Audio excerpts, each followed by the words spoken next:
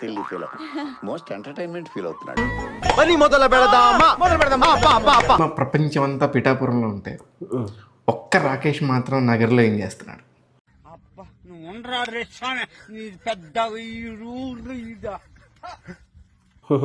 మా అమ్మ కోసం వెళ్ళా. మీ అమ్మ కోసం వీడెవడో భావరక్షణ చేస్తున్నాడు, చైల్డ్ ఆర్టిస్టా? ఉడతా భక్తిగా అంటే వెళ్ళాను. ఎదవ బావాడు చెప్తే వించావుడు రాసి పెట్టింది అట్లా మనం ఏం చేస్తాం. నా ప్రయాణం రేపు సినిమా అడుగులు అంతే తప్ప రాజకీయాలు అంత వయసు లేదు, అంత స్థాయి లేదు, అంత బ్యాక్గ్రౌండ్ కూడా నాకు లేదన్న.